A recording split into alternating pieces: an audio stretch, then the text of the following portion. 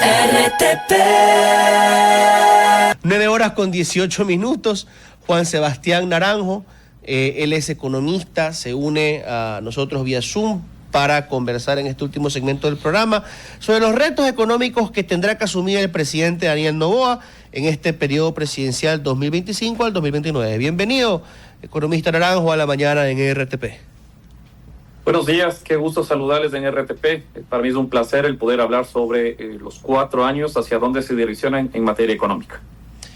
Primero, estimado Juan Sebastián, háblenos de los riesgos más reales, ¿no? Quizá en esta guerra arancelaria que no sabemos qué forma puede terminar tomando, o que quizás se disipe, se diluya con los meses. Háblenos quizá de algunos mercados críticos, cómo se pueden desarrollar, de cómo el Ecuador sigue atascado en el sector petrolero, los retos también que enfrentamos con la posibilidad de que vuelva la crisis energética. ¿Por dónde usted ve los principales riesgos, o los riesgos más probables que se podrían presentar en estos 4 años? Bueno, yo quisiera direccionar esta entrevista en más hacia ver hacia dónde se está direccionando la economía ecuatoriana. Lo he tomado de forma positiva estas 3 semanas de gobierno de este nuevo mandato. Hacia dónde se direcciona, ¿no? Veo positivamente cómo el presidente Noboa está tomando decisiones en firme, como que el Estado, la nación, fuera una empresa privada. Y lo digo de forma categórica porque cuando un gerente asume su mandato, su mando, lo que hace es ver los ingresos, ver los gastos y de cierta manera busca ser eficiente con los gastos en torno a generar un margen positivo. En estas semanas de este segundo mandato vemos cómo ha salido con firmeza en torno a buscar seguridad con este proyecto de ley económica urgente. Además, se habla ya de la eficiencia del gasto público con la Secretaría de Compras, ¿sí? Y además se habla de la eficiencia del funcionario público. Entonces, mire que para el segundo semestre del año 2025 se proyectan 2.500 millones de dólares en gasto público y siendo eficientes, buscando priorizar el gasto, buscando eliminar la corrupción en torno a las compras públicas, me parece interesante que se está dando una visión de administración privada a un Estado que hoy por hoy hay muchas desviaciones, ¿no? En torno al gasto público, en torno a corrupción, en torno a sectores delincuenciales que están muy enquistados en el sector de la política pública. Sí, pero estimado Juan Sebastián, y lo digo como quien también participa en actividades privadas, uno de los principales problemas de la mentalidad del empresario ecuatoriano, con honrosas excepciones, es la falta de previsión, ¿ya? Que la hemos reflejado también en lo público, esa falta de previsión. Entonces, por eso le pregunto un poco, ¿cómo ve usted? No digo que es una entrevista en negativo, pero ¿cómo ve usted al presidente Noboa enfrentándose a los retos más importantes que se nos parece que se nos van a presentar en estos años o que continuarán siendo difíciles para nosotros, ¿no? Por eso le hablo, energía, comercio internacional, sumemos el tema de seguridad que usted bien lo incluye. ¿Cómo ve a Noboa perfilando su estrategia para sortear esos obstáculos al crecimiento? Perfecto. En torno a la primera intervención, la base de este segundo periodo se sitúa en torno a activar el circulante. Al activar el circulante, hemos visto en las declaraciones que quiere activar esta rama de la inversión en torno al gasto público. Los principales riesgos es que quiere encaminar la economía dependiendo mucho del dinero público. Y cuando se habla del dinero público, se habla de cómo el Estado está financiando, cómo el Estado está generando ingresos. Hoy por hoy los principales riesgos son los ingresos petroleros. Veamos cómo en el presupuesto general del Estado el precio del petróleo considerado está sobre el precio que hoy por hoy se mantiene como un commodity, ¿no? Además, los ingresos en torno a las remesas, vemos cómo el agitamiento global del presidente Trump, esperemos que no afecte a los 6.500 millones de dólares de remesas.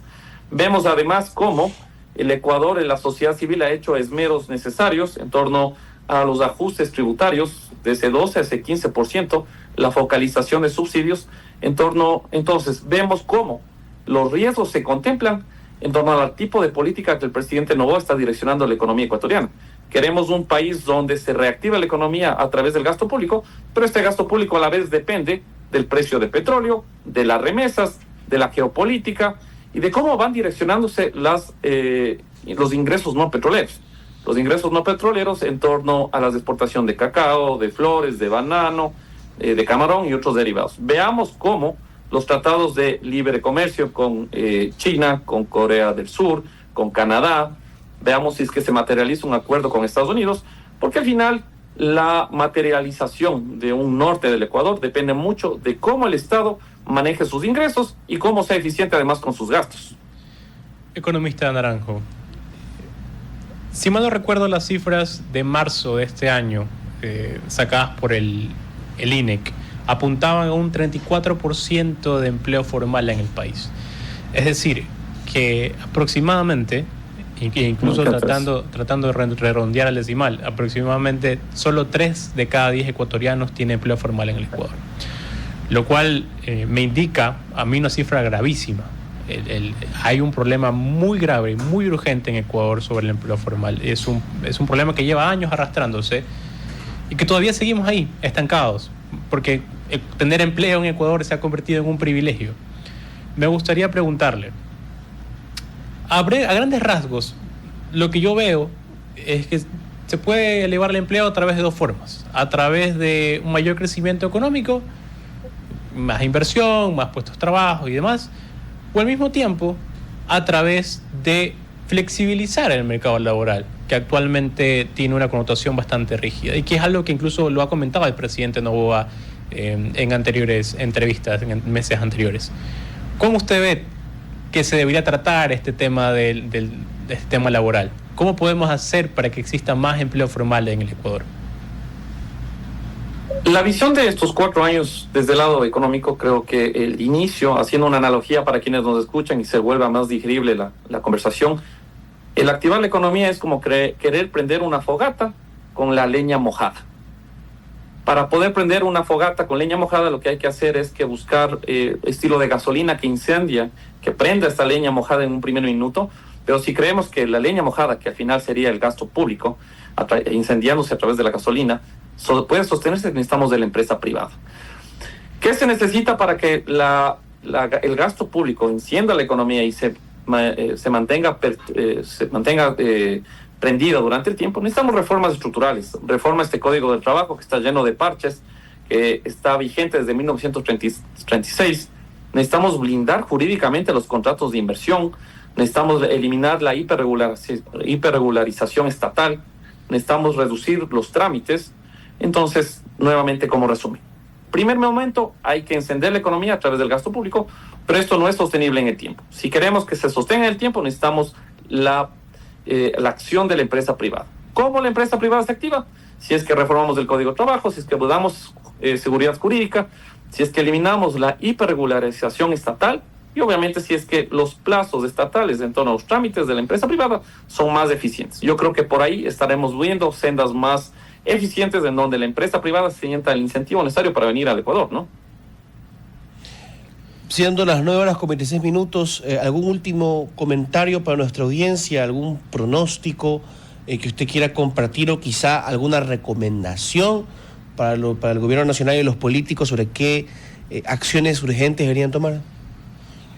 Claro, a ver, el gasto público, vemos la eficiencia del gasto público, pero creo que hay muchos aristas donde topar. Sería interesante que, por ejemplo, desde Presidencia revisemos cómo hay muchos bienes que están encapsulados en fideicomisos, por ejemplo, inmobiliar. Es del Voz Populi que hay demasiada plata que el gobierno podría ser eficiente. Hay muchos trámites en donde la empresa se siente incómoda, que debe crecer ese nivel de confianza, ese nivel de tramitología, en donde la empresa se siente cómoda y pueda crecer, pueda generar empleo. Que se puede hacer mucho en Ecuador, se puede hacer mucho porque estamos en un país que geográficamente somos bendecidos, pero necesitamos tanto del apoyo estatal como además de que la confianza y el optimismo de los ecuatorianos se perdure en estos 4 años de gobierno.